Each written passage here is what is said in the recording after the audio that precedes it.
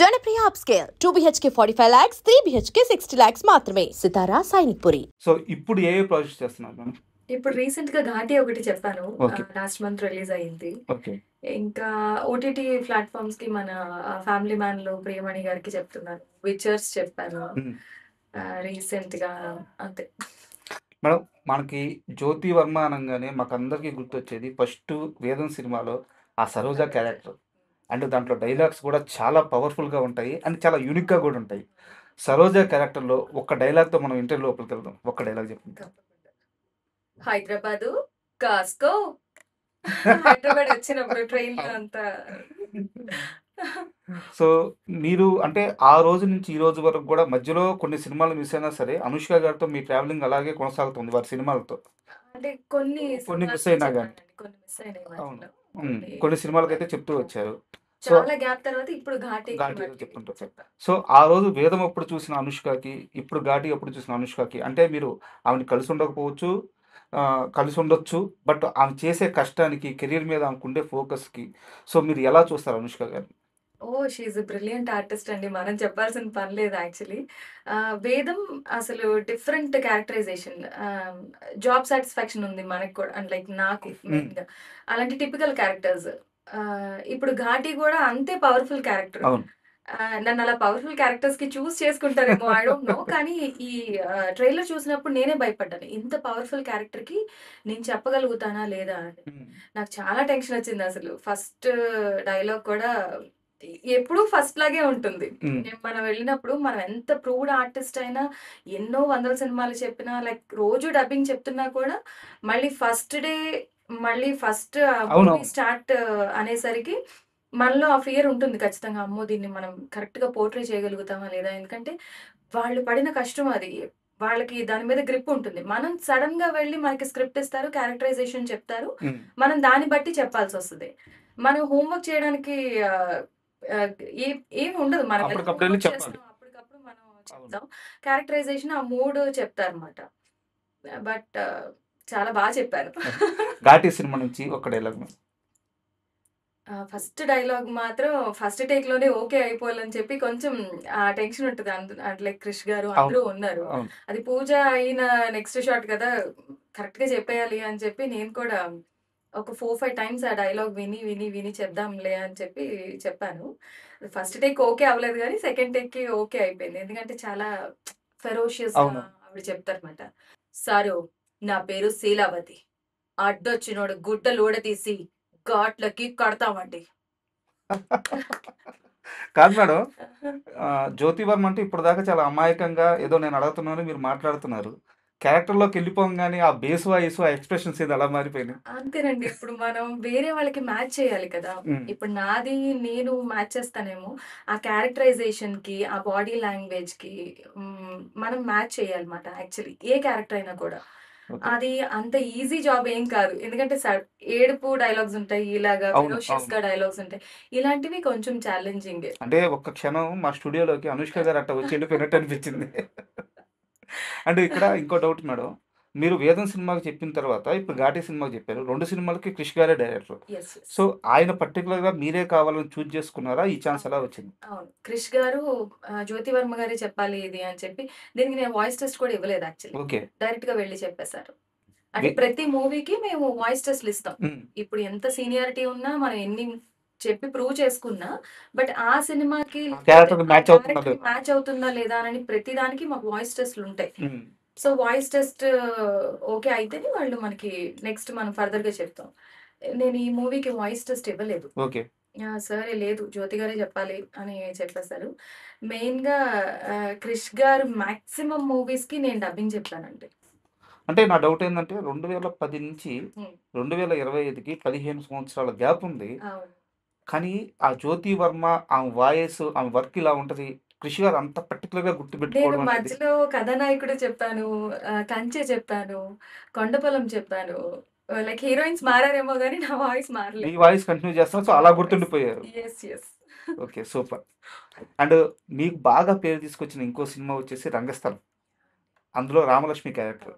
So ఒక టైంలో రంగస్థలం cinema ఎంత వైరల్ అయిందో మీరు కూడా అంతే వైరల్ అయ్యారు. ఒక్కసారి మనం రామలక్ష్మి గుర్తు చేసుకుందాం. ఒక్క డైలాగ్. ఓకే. ఆ! ప్రేమ అంటే ఊరికే చెప్తారా? నీకినపడదని ఓ అరిసి చెప్పరు. ఇట్టాగే నెమ్మదిగా చెప్తారు. నాయ్ నువ్వంటే నాకు చాలా ఇష్టం అని అంటారు. అవును. ఈ సినిమా అప్పుడు 'రామ్ చరణ్' గారు, 'చిరంజీవి' గారు ఈ జ్యోతి వర్మ ఎవరు? ఈ అమ్మాయి ఎక్కడి నుంచొచ్చింది? మీకోసం వాళ్ళు మీ డీటెయిల్స్ తెలుసుకోవడానికి ప్రయత్నించారంట. అసలు రీజన్ ఏంటి? ఏం లేదండి. ఫస్ట్ హాఫ్ చెప్పేసి వచ్చేసాను ఈ మూవీ. రంగస్థలం. యాహ్! ఆ! నాకు డౌట్ ఉండే. అంటే మనం ట్రాక్‌లా చెప్తున్నామా? ఫైనల్‌గా చెప్తున్నామా అని. హ్మ్. కానీ నాకు చెప్పారేంటంటే, "నువ్వు ట్రాక్ లాగా చెప్పొద్దు. ఫైనల్‌గా నీ వాయిస్ ఉంటే నువ్వెలా ఎంత మంచిగా చెప్తావో అలాగే చెప్పు" అని అన్నారన్నమాట. హ్మ్. ఓకే అని ఇప్పుడు ఏ వర్క్ అయినా చిన్నదైనా, పెద్దదైనా మన ఎఫర్ట్స్ అయితే సేమ్‌గా ఉంటాయి. అవునవును. నేను అదే డెడికేషన్‌తో వెళ్ళాను, చెప్పాను. ఫస్ట్ హాఫ్ అయిపోయింది. తర్వాత విన్నారంట. హ్మ్.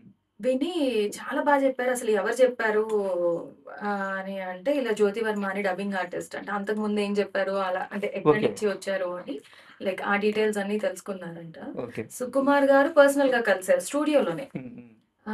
ఇలా మనకి డబ్బింగ్ చెప్తున్నారు అనగానే సమంత గారికి అంటే చూసానమ్మా ఫస్ట్ హాఫ్ చాలా బావుంది. సెకండ్ హాఫ్ కూడా చెప్పేసేయండి. నేను మళ్ళీ వచ్చి చూస్తాను. ఏమైనా కరెక్షన్స్ ఉంటే చెప్తాను అని అన్నారన్నమాట. ఎవరు 'చరణ్' గారా?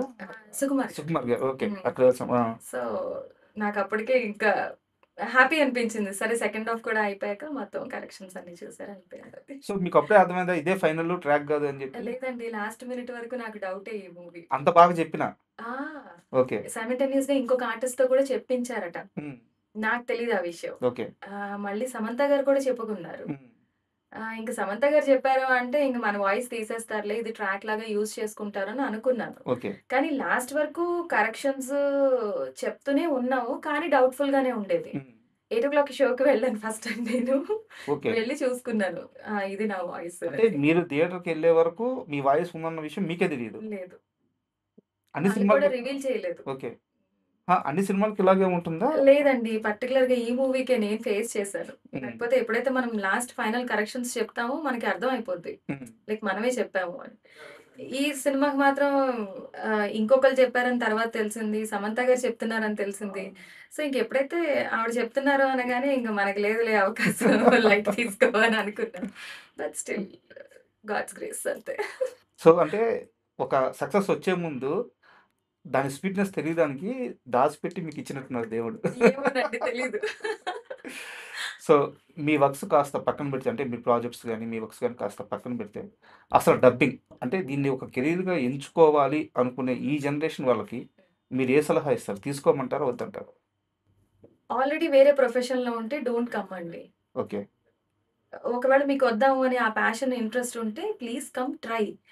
కానీ ఏదో వచ్చేసాం మనం రాగానే పెద్ద పెద్ద స్టార్స్‌కి చెప్పేస్తాం అనుకుంటే అది ఫాల్స్. హ్మ్.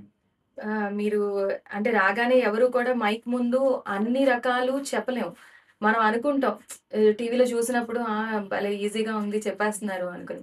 ప్రతి డైలాగు పట్టి పట్టి చెప్పిస్తారండి. హ్మ్. అది మనం ఆ ఆటుపోట్లకి తట్టుకోవాలి. అంటే ఆ ఎక్స్‌ప్రెషన్ మనకర్థం కావాలి. ఇప్పుడు లాంగ్వేజ్ రాని వాళ్ళుంటారు. హ్మ్. ఆర్టిస్ట్‌లు. అవును. వాళ్ళకి మ్యాచ్ చేయడం చాలా కష్టం. స్క్రిప్ట్‌లో ఒకటుంటుంది. వాళ్ళొకటి చెప్తారు. అది ఇంపాసిబుల్ నిజంగా. లిప్ సింక్ కూడా చేయాలి. లిప్ సింక్ చెయ్యాలి ఖచ్చితంగా వాళ్ళకి మనం. హ్మ్. మళ్ళీ మీనింగ్ మారిపోకూడదు. డైలాగులు మన ఇష్టం వచ్చినట్టు మనం చెప్పేస్తే అదొక డబ్బింగ్ ఏదో ఒక వేరే లాంగ్వేజ్ నుంచి అవును. చెప్పిన మూవీ లాగానే ఉంటుంది తప్ప స్ట్రెయిట్ తెలుగు మూవీలా ఉండదు. హ్మ్. రైటర్స్ రాసిన దానికి మనం కరెక్ట్‌గా చెప్ చెప్ చెప్తేనే అది ఫుల్‌ఫిల్ అవుతుంది అవును. యాక్చువల్లీ. అంతేగాని అది మ్యాచ్ అవ్వడం అన్నది కష్టం. ఎక్కడ హై పిచ్‌కి తీసుకెళ్ళాలి? ఎక్కడ హ్మ్. లో పిచ్‌కి ఎక్కడ తీసుకెళ్ళాలి? లో సో, పిచ్ ఇవన్నీ కూడా తీసుకెళ్ళాలి మెయింటైన్ అన్నీ చేయాల్సుంటది. తెలియాలి మనకి. అంటే ఫస్ట్ రాగానే ఎవరికీ ఏమీ తెలీదు. అఫ్‌కోర్స్ నాకు కూడా ఏమీ తెలీదు. నేను రాగానే అద్భుతంగా చెప్పేసానా అంటే నేను చెప్పలేదు. హ్మ్. అది ఆహ్, కెరియర్‌లో మనం చెప్తూ చెప్తూ ఉంటే ఎన్నో క్యారెక్టర్స్ చెప్పడం వల్ల ఇప్పుడు మీకు ఈజీయే కదా! ఏదైనా చెప్పేస్తారు అంటే ఇప్పుడు చెప్పేస్తాను. కాకపోతే డైరెక్టర్ ఒక వే అనుకుంటారు. లేకపోతే రైటర్ ఈ క్యారెక్టరైజేషన్ ఇలా ఉండాలి అనుకుంటారు. అది యాక్ట్ చేసినప్పుడు ఒకలా ఉంటుంది. దానికి మనం వాయిస్ ఇచ్చినప్పుడు అది అది మొత్తం అన్నీ సెట్ అవితేనే అది 100% ఇదవుతుంది. సో, రావద్దు అని నేనేం అనట్లేదు. హ్మ్. కానీ ఇదే కెరియర్ అయిపోతుంది. అసలు నేను ఎళ్ళగానే హీరోయిన్‌లకి చెప్పేస్తాను. నాకు పెద్ద పెద్ద ఇవొచ్చేస్తాయి అనుకుంటే మాత్రం అది ఫాల్స్ అండి.